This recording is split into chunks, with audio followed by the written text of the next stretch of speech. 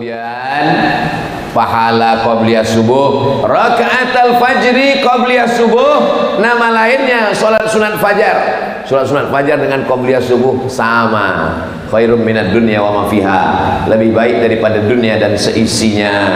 Karena saya khawatir takut ketinggalan, maka saya 2 rakaat di hotel supaya kalau sampai ke masjid langsung salat subuh tidak berkecil hati.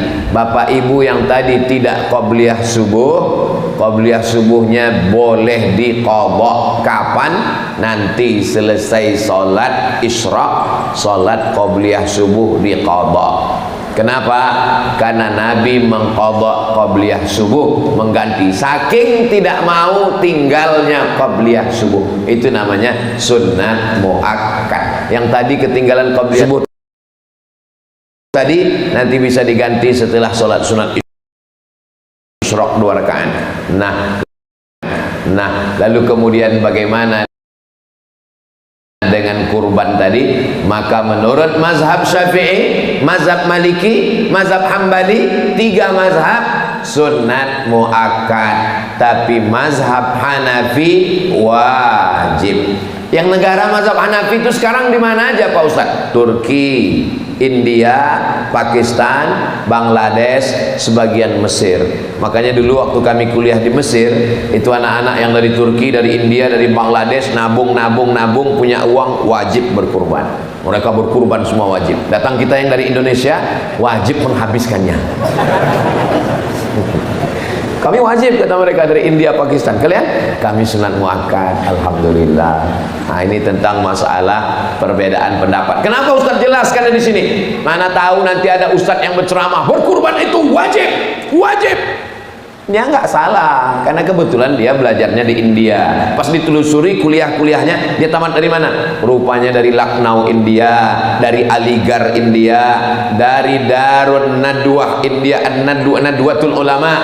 Ini semua mazhab Hanafi. Sedangkan Ustaz Abdul Somad memakai mazhab Syafi'i. Kira-kira orang Nunukan ini mazhab apa ya? Saya tadi diminta Pak Imam untuk maju jadi imam sholat subuh. Saya nggak tahu ini orang Nunukan ini mazhabnya apa. Maka saya pura-pura batuk untuk menjaga adab, jangan sampai salah adab.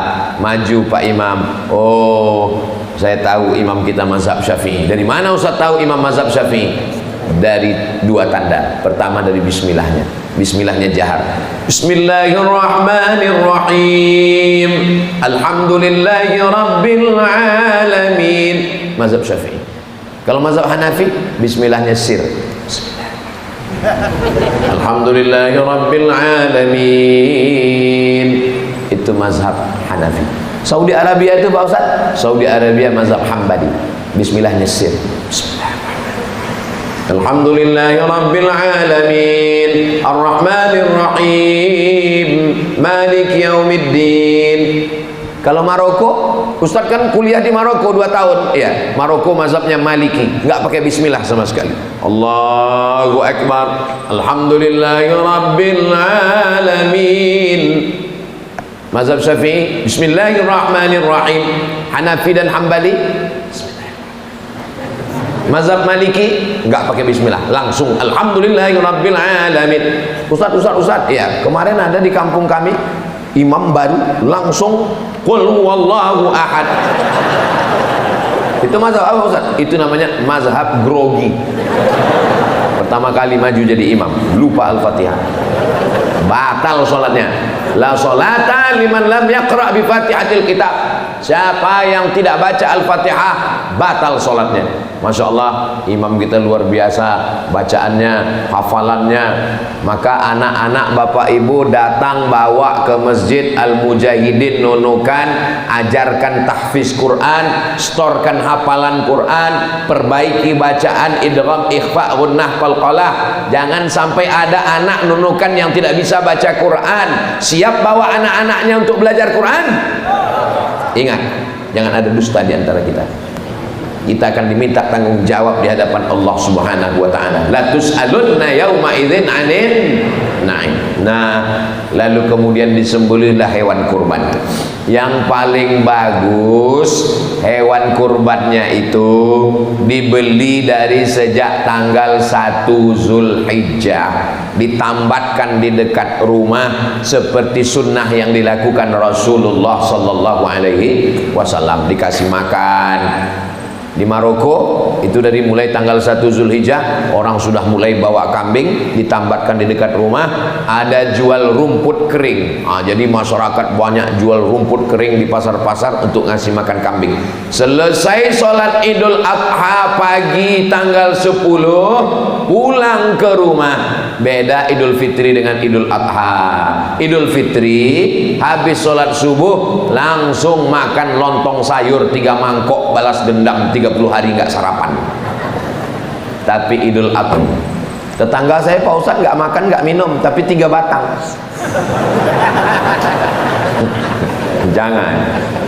Jangan ini kita tahan hawa nafsu habis sholat subuh, tapi hukumnya sunnah bukan wajib. Ada juga saudara kita kalau dia nggak masuk 1 batang meninggal.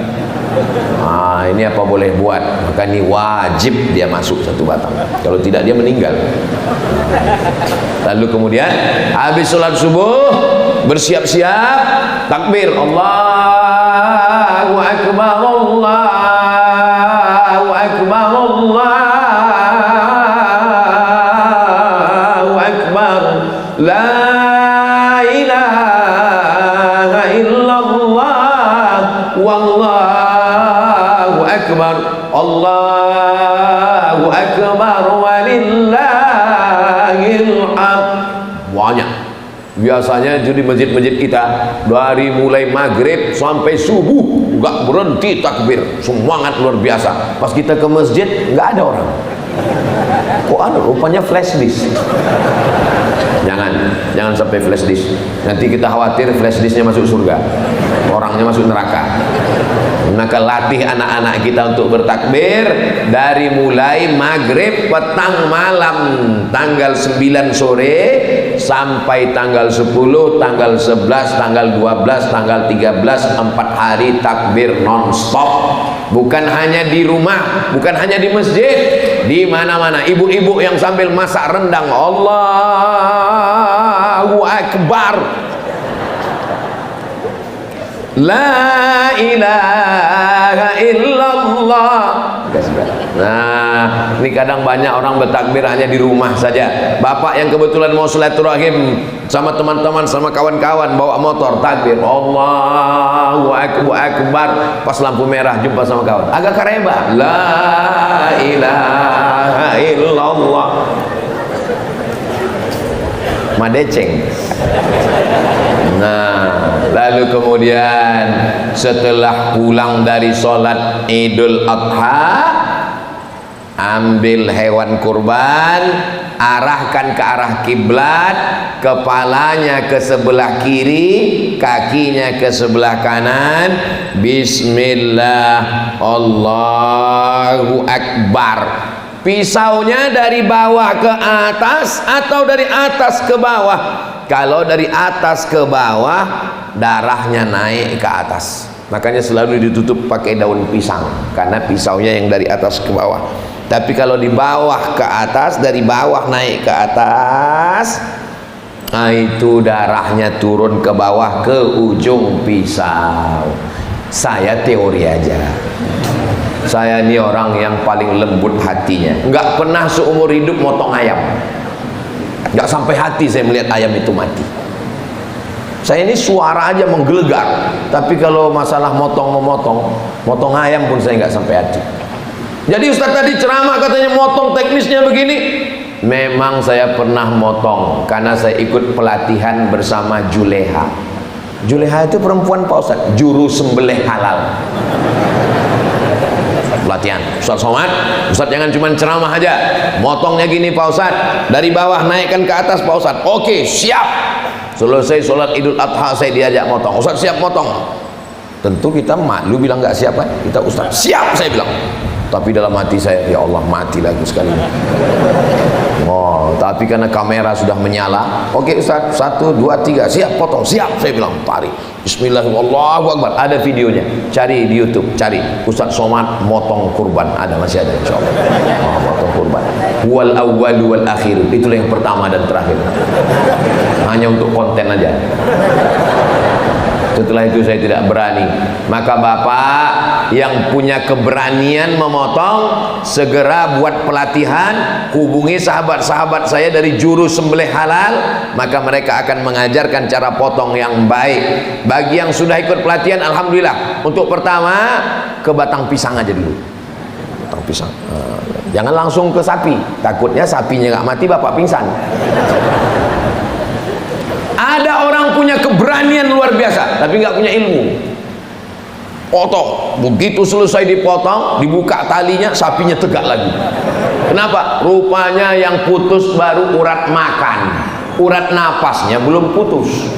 Itu menyiksa binatang. Begitu dibuka talinya, sapinya berdiri. Langsung dipanggil ustadz minta ruqyah. Katanya sapinya diganggu jin. Kata jin, kami nggak pernah ganggu sapi, katanya.